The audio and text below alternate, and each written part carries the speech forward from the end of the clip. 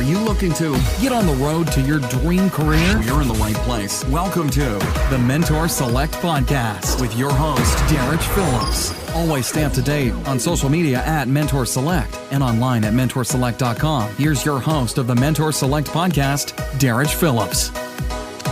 Welcome to episode 68 of the Mentor Select Podcast. I'm so happy that you could join us this week. Be sure to like, subscribe, and share the Mentor Select Podcast on whatever platform you're listening. That helps the Mentor Select Podcast grow, reaching more listeners, providing high quality virtual mentorship to people wherever they need it, especially youth who are seeking direction. Hey, this is a great free resource for them to get that quality career guidance, and also talk a lot about just life and character and just being a good person and serving. So definitely appreciate your help in growing the channel. Also support my book, Poverty Powerball, Turn Adversity into Your Winning Ticket. It's available on Amazon, and pretty much I just provide that blueprint on how you can turn any adversity in life into your winning ticket.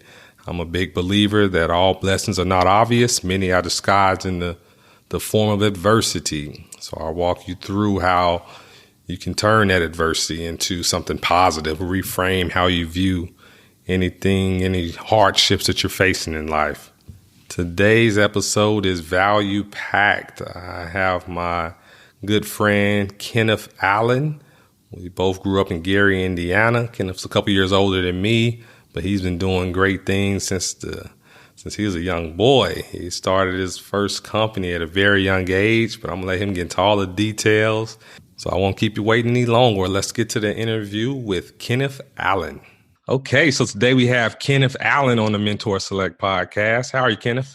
Man, I'm doing great. Thank you so much, Derek, for having me. It's an honor, bro. I appreciate it. Really happy that you can join us. I know that you have a wealth of experience and wisdom that you're going to share with the listeners. So we're ready to jump right into it. Cool. I'm looking forward to it. So, Kenneth, on the Mentor Select Podcast, we like to know our guest mentors better. So do you mind sharing something with us that most people don't know about you? Interestingly enough, coming from Gary, you are familiar with this movie. There was a movie made when I was a kid called Original Gangsters, starring Fred Williamson, Pam Grier, Jim Brown, Christopher, I can't think of the guy's name, from Jamie Foxx show. But nonetheless, man, they filmed that show during my childhood in Gary, and I had a unique opportunity to serve as an extra in that movie, man, and had a pretty high profile 30 seconds, I would say, in the video. And so a lot of people don't know that I was in that movie as a kid. So it's always exciting when it comes on.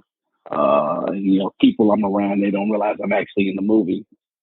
Wow, that's pretty cool. I haven't watched the movie in a long time. It's certainly a classic. And I didn't even know that. So that's pretty cool.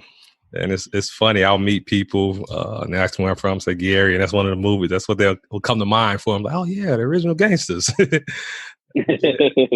So you got your 30 seconds of fame on there at a young age. Yeah. And cash, more importantly. They paid cash. They were paying money too. All right. Yeah. My first little acting gig. Wow, that is cool. Right on. So as the listeners know, I'm also from Gary, Indiana. That's where you and I met. That's right. Known you for a long time. You've been serving as a big bro mentor for me for a long time. So it's really cool now. Appreciate it. To help you mentor other people, my listeners. So tell us, what was it like growing up in Gary, Indiana? Man, growing up at the time that we grew up in Gary was probably, if not, one of the most challenging times to grow up in Gary. I grew up in Gary, Indiana, during the 90s. And at that time, as you may remember or recall, Gary was the murder capital of the U.S., at least, based on per capita. Right. And so all over the country and even different parts of the world, people knew us as the murder capital because crime was at an all-time high. By this time, the steel mills, which we were once known for, had begun to shut down. And as a result, many people left the city. And so we didn't have those resources and tax base to be able to benefit and bless the city. And so growing up in an area, Midtown in Gary, Indiana, was definitely rough.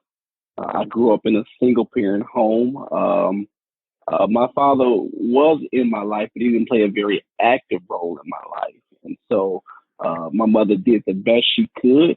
She worked multiple jobs to provide for me and my other siblings. And she couldn't always get the things that I necessarily wanted or desired. And so I began to get frustrated, but I turned my frustration into action and decided, how can I be supportive of my mother? Because she can't give me stuff I want. She's trying. What can I do? So, Derek, I thought about cutting grass, and I was like, okay, can't do that because I realized you actually need a lawnmower to cut grass.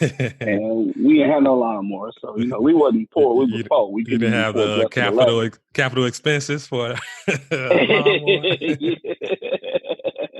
Yeah, so that idea went out, man. Okay. And then I said, you know what? I like candy.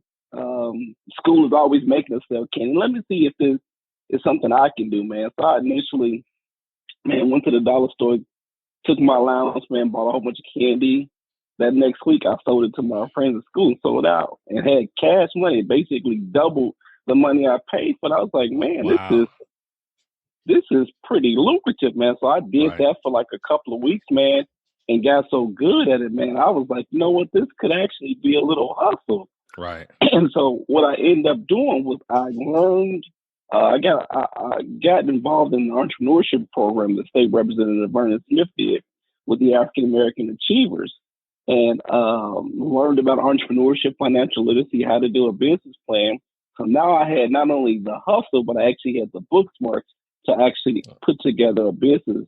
And so I convinced my grandfather to actually open up a candy store in his garage. Now, Derek, you know how most grandparents are. They don't really know, what you actually involved in, but they're going to try to support their grandkids as best. And so my grandfather said, absolutely, you can do it. And so he allowed me to open up a candy store in his garage rent-free.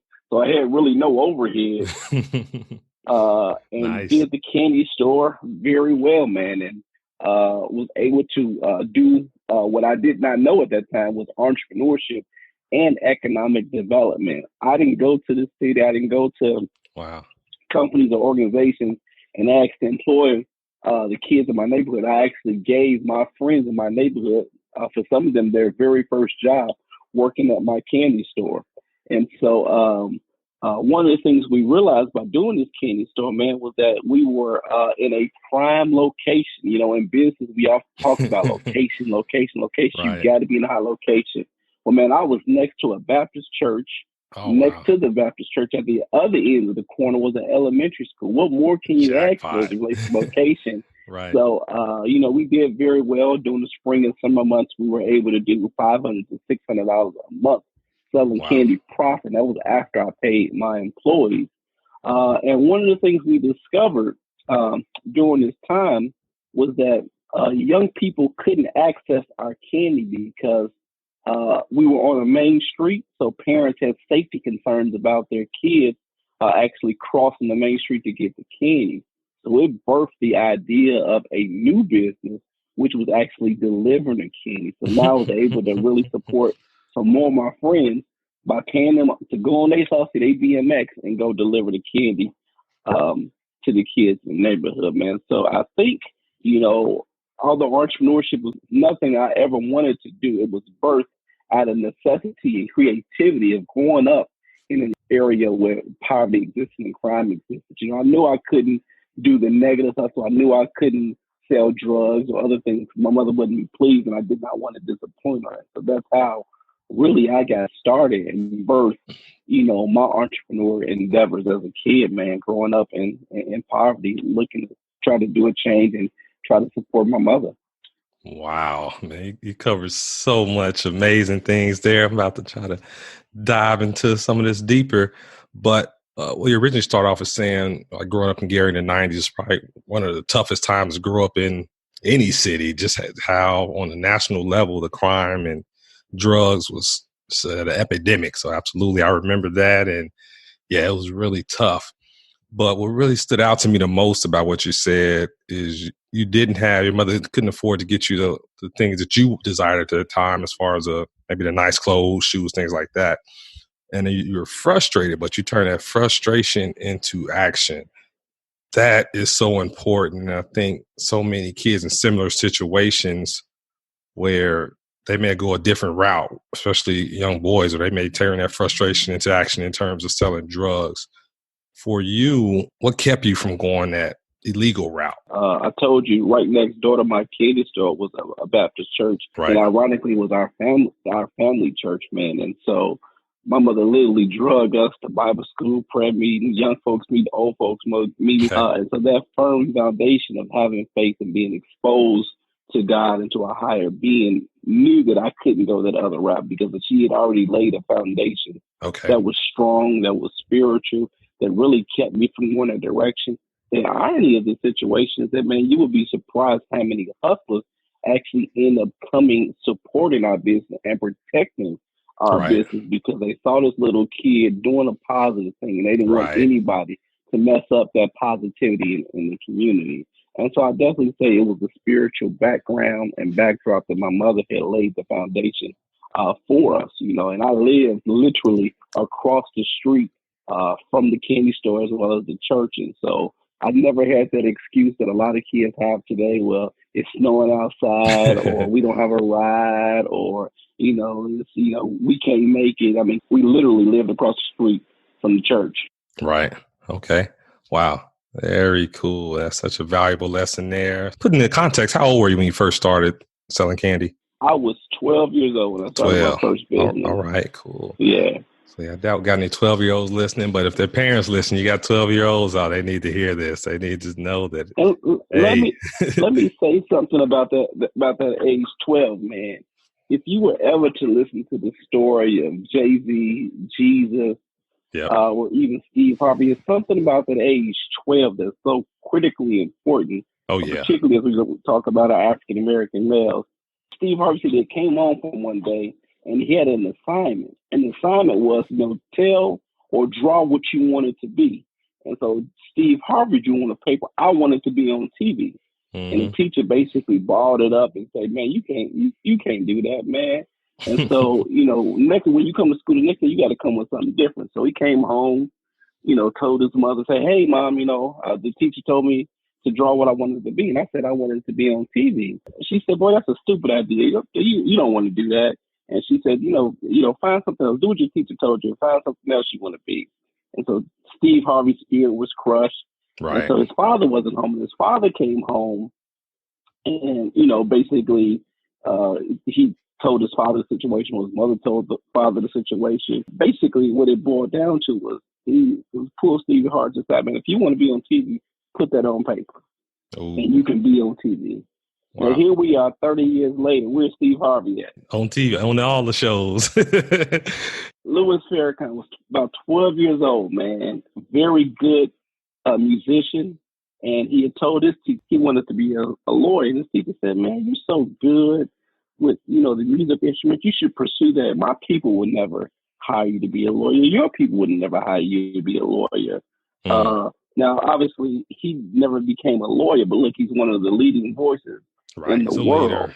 But what if he had listened to that spirit killer? So it's so interesting about that age that's so critical for so many young people. So if there are parents out there listening, you definitely want to encourage your kids to do whatever gift or skills that they've been designed to do. Yeah. And it's funny you mentioned Jay-Z. He's quote him in my book, Poverty Powerball, where he says, since I made it here, I can make it anywhere. And I think just that mindset is so important, especially for kids coming out of poverty and these tough environments. He knew that facing those hardships, overcoming that adversity, that, man, the boardroom didn't stand a chance. The music industry didn't stand a chance because he was just so ready. And it ties back to what you're saying about the dream killers. I remember growing up in Gary where teachers, family members, just all type of people in authority figures would give us that negativity, like black boys are an endangered species. You end up dead or in prison before your 21st birthday. Things like that I used to hear so often where it became like I thought it was normalized. Maybe they're right. But like I said, around that age 12, 13, had to realize like, no, that's not going to be my destiny. Like, hey, I don't believe it. So it's so important to speak life into people and not, like let those dream killers get to you. Man, my mother was an educator, man, for 30 years. And I remember her distinctively telling me one day about one of her students there. And she had said she had gave her kids a free day. Now, you know, back in the day what a free day was. That was when you had an opportunity to basically do whatever you wanted to do, draw, talk among yourself, as long as you wasn't too loud. Right. And so my mother was going around the classroom, check this out, checking the papers, making sure the kids wasn't drawing anything inappropriate. And so she came across Timmy's paper. Okay. And she looked at Timmy and she said, Timmy, what are you drawing? And Timmy looked at my mother and said, I'm drawing a picture of God. Now, you know, my mother was a woman of faith, as I mentioned earlier. And she said, nobody knows what God looks like. And he looked up at my mother and said, they will when I finish my picture. And I said, wow. Oh, I like that. Wow. So anybody that's ever had a dream kill in your life, man, just remember the story and the testimony of Timmy, man. Yes, sir. I love that. And something else you touched on is really important. You said it was your entrepreneurship, just aspirations was birthed out of necessity. Man, that's deep. that is so deep. Can you elaborate on that some more? Absolutely, man. You know, I am a firm believer, man, that entrepreneurship is critically important, man. I've been an entrepreneurship educator for over 2 decades, and I got certified when I was 15 years old to actually teach entrepreneurship. By the time I was a sophomore in high school, most of the administrators and teachers knew I had a small business. And so I remember, man, vividly sitting in history class at Roosevelt, and some administrators and teachers came and got me out of class, and I just knew I was in trouble. I must have got caught selling candy at school or something like that. I knew I was about to get suspended.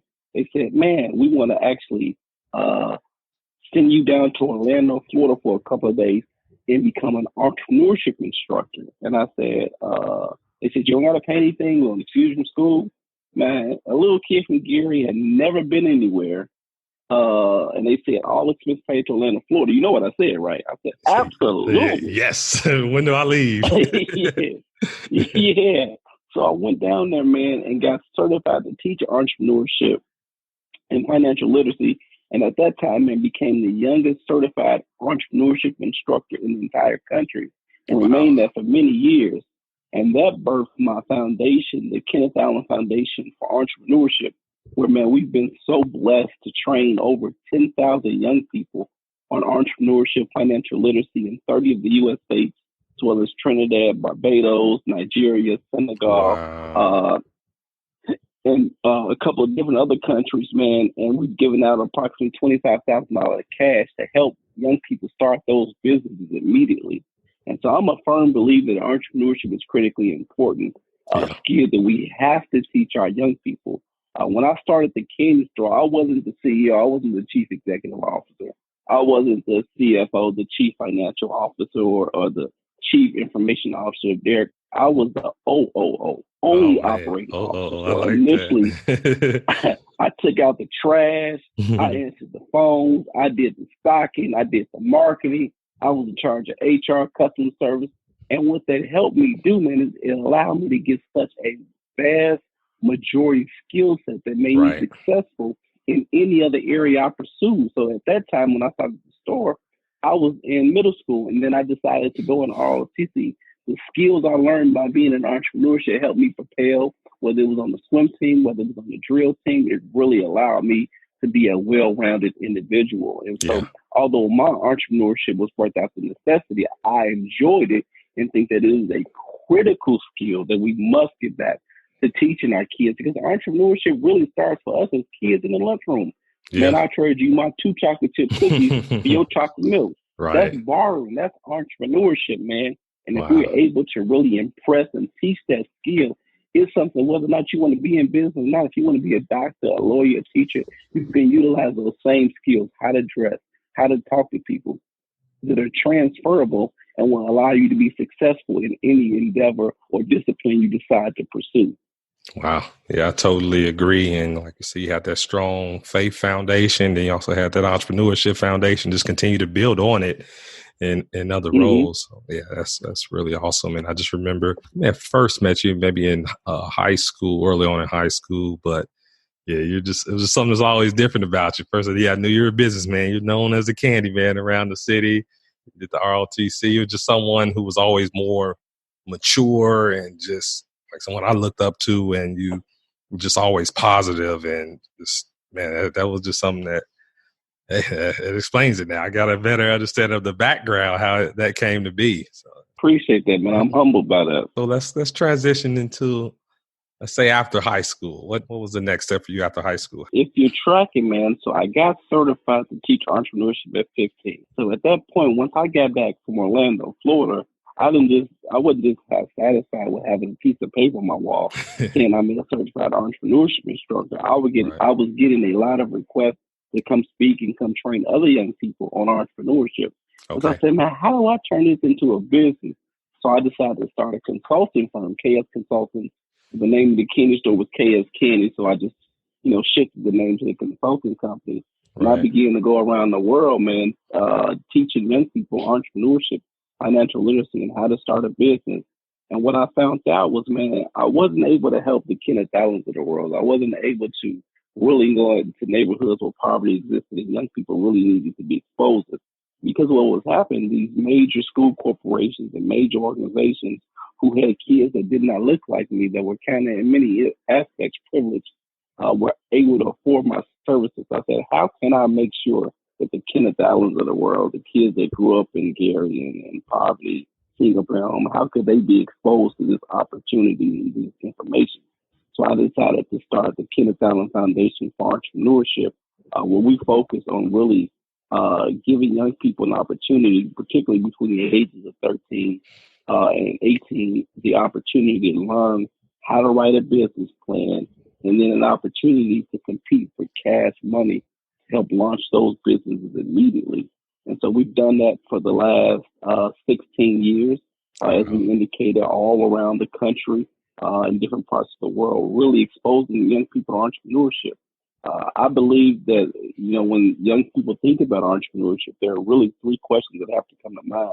And the first question is, what is it that comes easy to you but harder to others?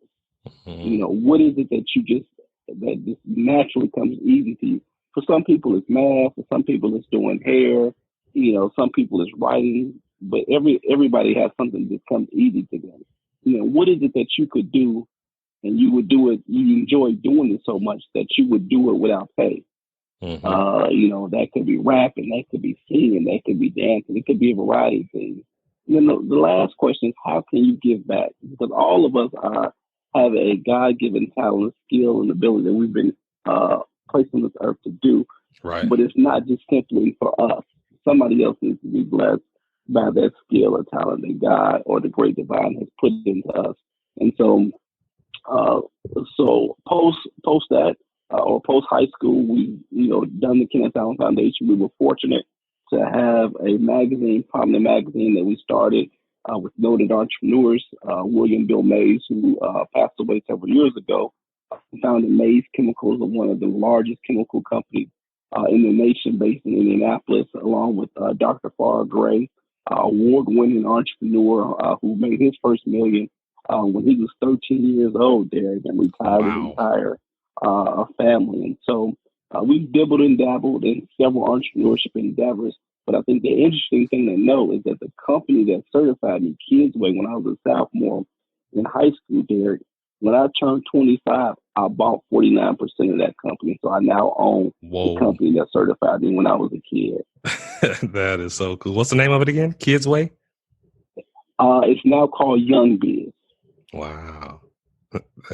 So how does that feel, being able to purchase 49% of that company, the company that certified you as a kid? Man, it is definitely a blessing. But the biggest thing for me is that when you think about products or services, this is a product or service that I know works. And I know it works because it was used on me. Right. And then I used it to teach young people all across the country in different parts of the world. So it's not something that I'm trying to act like it works. It's something that I legitimately know work because I'm living proof that it works. So you lived it. Yeah, you're living it. Yes, sir. Yeah. Wow, that is really cool. So since this podcast does focus a lot too on mentorship, and that's certainly what you've been mentoring us, so and just that entrepreneurship is really incredible. What role have mentors played in your life? Man, I wouldn't be talking to you right now if I didn't have a mentor. That's how critically important mentor and mentorship is. I don't care if you have a 2-parent household or 1-parent household, you have to get a mentor. And I tell people all the time, the first thing you need to do if you're trying to be successful in any endeavor, find the people who you don't want to be like them. Yeah. And ask the people, what did you do to get where you are? But in addition to finding the people that you don't want to be like, you also need to find the people that you do want to be like and interview them as well and ask them what they were doing at your age and how could they have done things differently and got further along in their career. If you do that, you'll be further along quicker than they were by eliminating the mistakes that they made and adding to what they did to get where they are. But going back to the original question of the importance and value of mentor, you know, I was mentored by State Representative Vernon Smith, who taught me entrepreneurship 101. Okay. In addition to entrepreneurship 101, he also taught me how important it is to understand the world in which we live in as it relates to government. And so he would bring me down to Indianapolis to the state capitol to learn how a bill becomes a law, to learn the different sections that make up our state government. And so when you take the business acumen that he has, the government acumen that he has, and mix it together, you have a recipe for success. And so I was able to literally study everything that he exposed me to and utilize that to implement, if not immediately in my business, or when the time became that I was able to implement it. Because a lot of people sometimes have mentors and they talk to them frequently, but the problem is they don't implement or follow up on the greatness that they're being instilled in. And so if you were to even ask him today, he would singly tell you that, man, you're one of the very few young people that I've mentored that actually literally took word for word every piece of advice, every opportunity, and really grabbed a hold of it and moved full force ahead with it. Yeah. The mentors are extremely important. And if you don't have one, make it your goal to get multiple mentors, not just one. It's not just enough to have one. You gotta have one for every aspect of your life. Yeah. Spiritually, business, and even personally. Totally agree. And certainly Dr. Vernon Smith, he's a legend in Indiana. And wow, that's a incredible mentor to have. So you're truly blessed. He would never take credit for it. But when I was about 12 years old, he took me to an organization called the Indiana Commission on the Social Status of Black Males. It was a statewide Black males conference at the Indiana Government Center. So you had people from all across the state learning how to be empowered as a Black man. I believe it was Reverend Dr. Frederick Douglass Haynes III that was speaking, and as well as Judge Greg Mathis. And I had the opportunity to meet both of them gentlemen and have a conversation, really talk about my next phase of life as a middle schooler. Fast forward there, 20 years later, I'm now the chairman of that organization. Wow. Yeah. But it would have never happened had I not had a mentor that exposed me to those opportunities. And so I'm extremely grateful. And shout out to State Representative Dr. Vernon G. Smith, who is still mentoring African American males every Saturday in the heart of the hood in Gary, Indiana. Wow, big shout out to him. He's been a staple since I was a kid. So yeah, he's still at it. Love it. And a huge difference. Yeah. And it just goes to show the value of mentorship and how once you mentor someone and they actually implement it, like you said, and then they pay it forward and it just keeps that cycle going. I love that. I want to go back to something you said in terms of finding people that you don't want to be like and ask them what they did to get to where they're at. Expound on that a little more, why that's so important. It's important because I think one of the greats of our time said, a fool learns from their own mistakes, but a wise man learns from the mistakes of others. Right. Something to that effect. Yeah. And so if you literally interview people who you don't want to be like. Said, hey, what did you do to get where you are? And they tell you what they did. If you interview people who you do want to be like and ask them, what were they doing at your age and what could they have done differently when they were your age? What you do is eliminate the people that you want to be like, eliminate the things they were doing, add with the people who are doing what you want to do and who you do want to be like.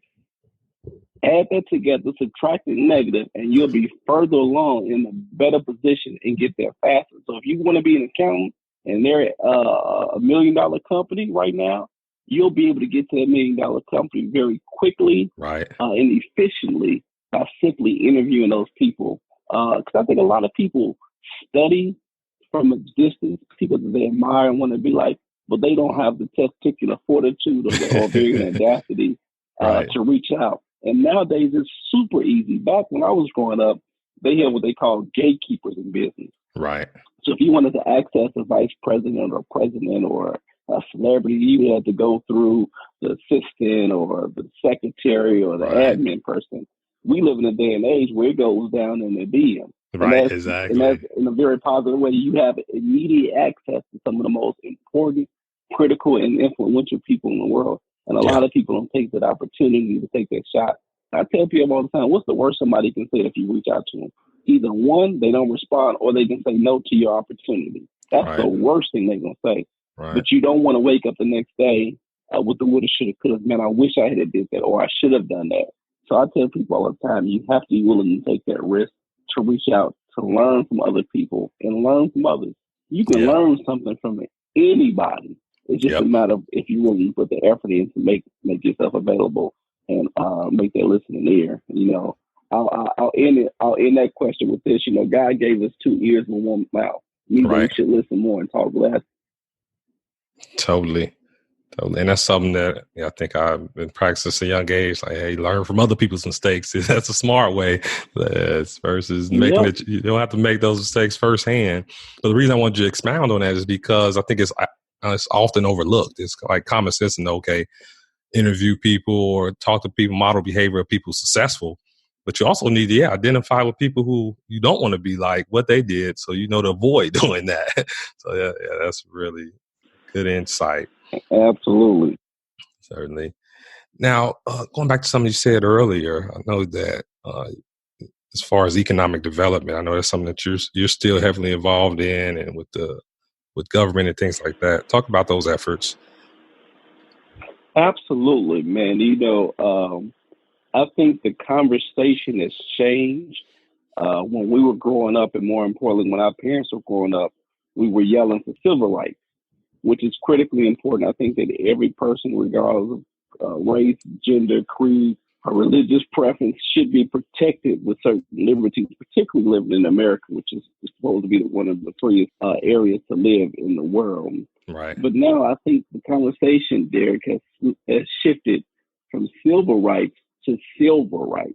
Okay. Meaning that I'm a firm believer that prayers move heaven, but money moves earth. Okay. And so in order to be successful in this society we live in, which is a capitalistic society, you got to have some money. Right. And so we have to shift the conversation from justice to how do we have economic impact, particularly in our community, because you can't do nothing without money. Everything requires money in some form or fashion. And so it's critically important that you get empowered economically so that you can do and make all of your dreams come to pass. And so I think that economics is a huge part of any discussion that we should be having, and most importantly with our young people and children, which is why I'm so critically and such a strong supporter of teaching entrepreneurship and even making it a necessary requirement that kids have to learn it, even at the elementary, middle school, and high school level. I think it's English, math, reading, and entrepreneurship. I would love that, to see that. Yeah. It'll make a huge difference. Now, it just makes me think back to, in terms of you're talking about how like you implement what your mentor tell you to do. And, you know, a lot of people just struggle with, but it ties back into also just as far as your maturity level. Now, has that been more like just a personality thing where you just always been mature and disciplined, or it kind of ties back to your faith foundation and then entrepreneurship, and then it kind of went from there? What do you think? I was kind of forced to grow up a little bit earlier than most. My mother Okay. was a little bit older when she had me. She was close to 40. And so I had older siblings. And so I think that because she had me at such a late age, she wasn't necessarily hands-on. Okay. As a result, I had to kind of be a little bit more, I had to mature a little bit faster, and thusly me even getting involved in entrepreneurship at such an early age.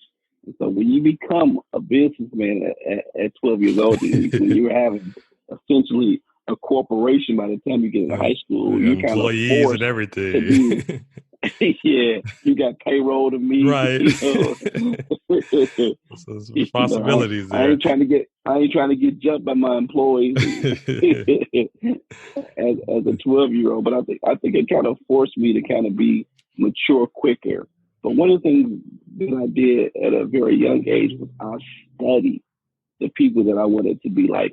And I'm not talking about, this is pre-YouTube, so this is going to the library, Okay. reading their books, read anything I can get my hands on about that particular person that I was interested in. So, various aspects of my life, I have different mentors or different people I looked up to. And so when it would come to speaking skills, I studied, the Les Browns of the world. When it came to entrepreneurship, I was, looking at the Reginald Lewis's and the John Johnsons and really studying what they did in order to become. And I obviously you can't emulate everything, but you can pull things from them, from their traits, from their characteristics that you can implement immediately and do it.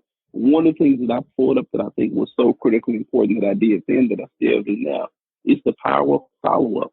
Oftentimes people go to conferences, conventions, and they get business card after business card and just can't figure out why they can't make that next sale or get this particular person to buy their product or service.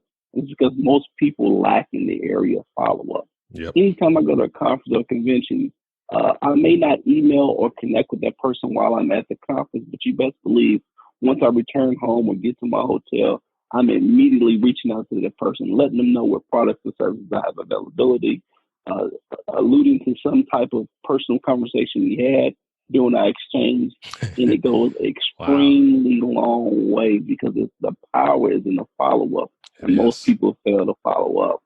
Yes, sir. That is so true. Like I said, that immediately separates you from your competition, because most people, even if they do follow up, they may send one email or something and just like, oh well, they didn't respond, I'm done.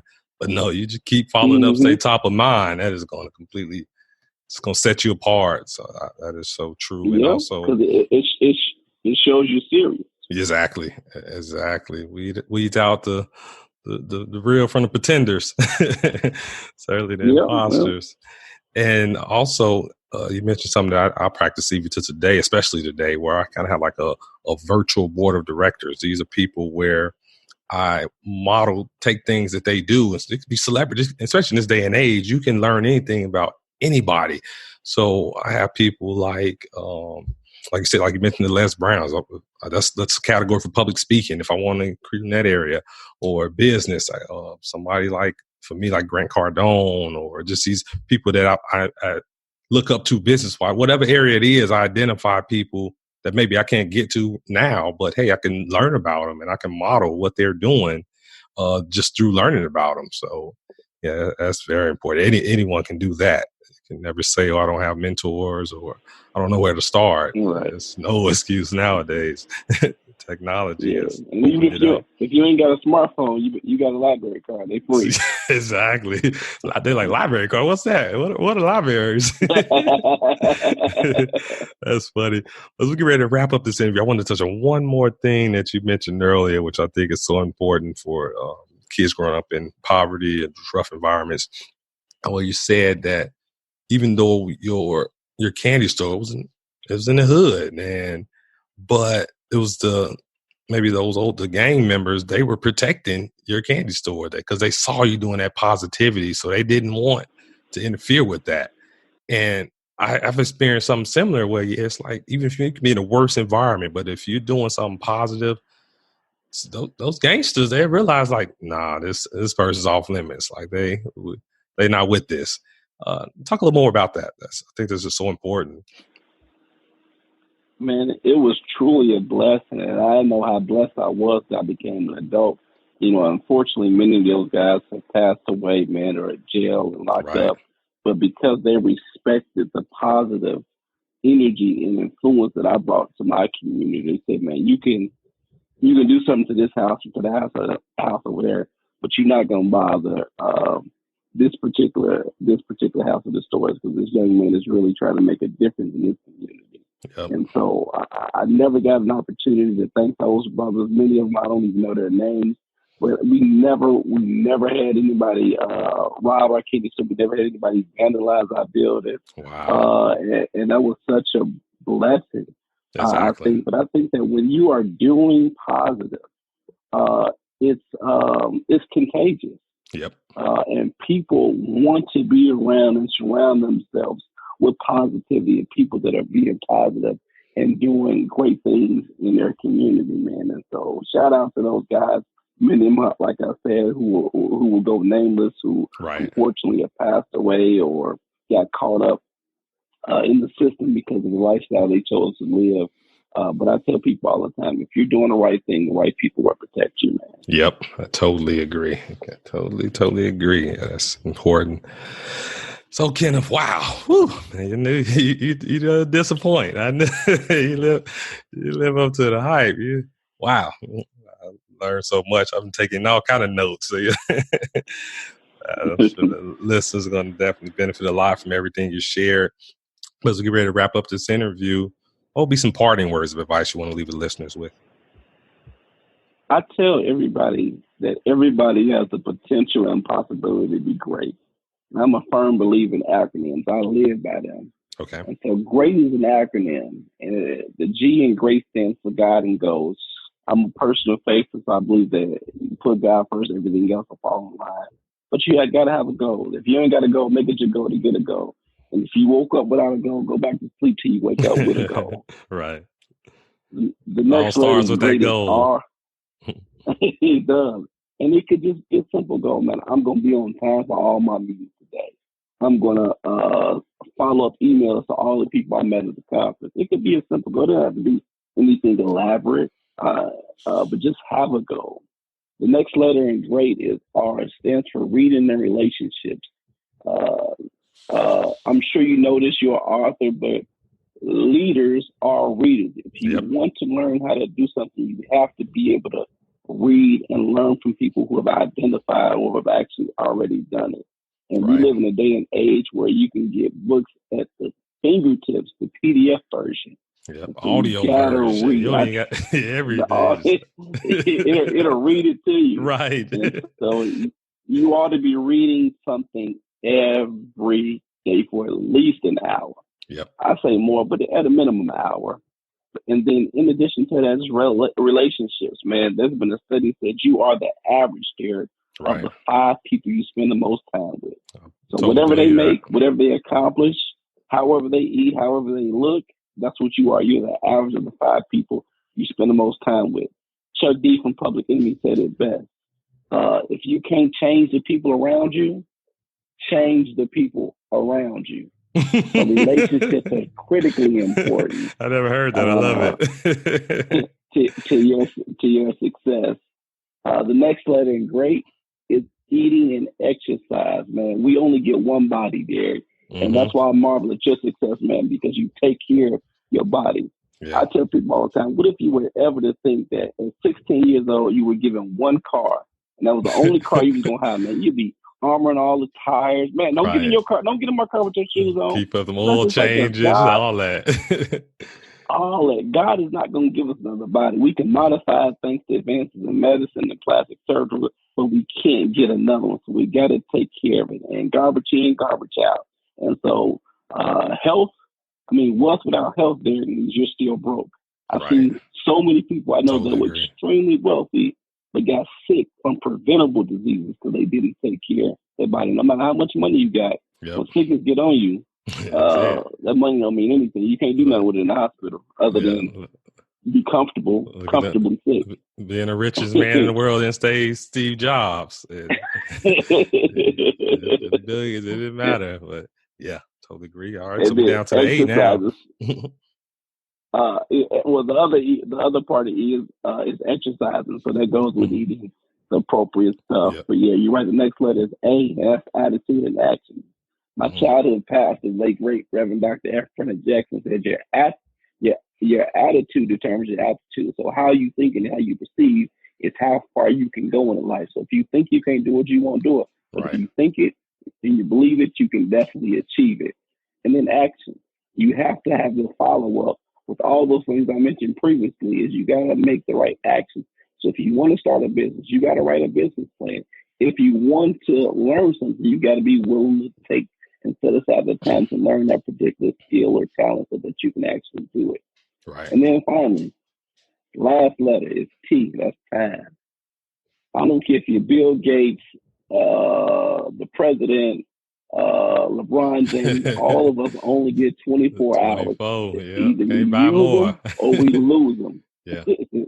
And so it's up to you how you divide that time, man. And so that's what I will leave you with, man. If you want to be great, do those things, man. And the sky is the limit. Wow. I love that acronym. That covers it. you can just drop the mic. Man, that is incredible. It's truly been an honor, man. Thank you so much for having me. I really look forward to when it airs, and I'm excited, man, and appreciate all the work you're doing, man, throughout the country. Thank you. And like I say, you've been a mentor for me since I was in high school. So I'm appreciative. Thank you. Now, listeners, if they want to get in contact with you, what's the best way to get in contact with Mr. Kenneth Allen? Absolutely, man. We are all on various platforms on social media. On Facebook, it's Kenneth Biznessman Allen. That's Biznessman. On Instagram and Twitter, it is Kenneth Biz Allen, Kenneth Allen. We also on Snapchat at Kenneth Biz Allen. So feel free to connect, follow us. We follow you back, and we try to post inspirational information on a daily basis. So connect with us. Yeah, absolutely. Wow, that's great. Thank you, Kenneth. And just continue changing lives, man, impacting lives, and doing some great things. I know you're just getting started. It's going to be even bigger and better things ahead for you. So really appreciate you. Wow, that was a value-packed interview by my main man, Kenneth Allen, straight out of Gary, Indiana, the 219. Man, you're making 219 proud, Kenneth. I really appreciate you stopping through and just sharing all those gems with the listeners. I hope that you all really took some notes, or just mentally took some notes on what all Kenneth said, because those are some tips that can really change your life. And I highly encourage you to reach out to Kenneth. Let him know what resonated with you about the interview. And if you have any questions, follow up in terms of for entrepreneurship questions or just life, hey, that's the man to talk to. He has just a wealth of experience and knowledge that, will benefit you greatly. Well, we'll be back next week with another phenomenal guest mentor. Thanks so much for listening to this episode of the Mentor Select podcast, helping you identify and follow your passions. For more great content and to stay up to date, visit mentorselect.com and Mentor Select on social media. If you enjoyed today's episode, please rate and review. We'll catch you next time.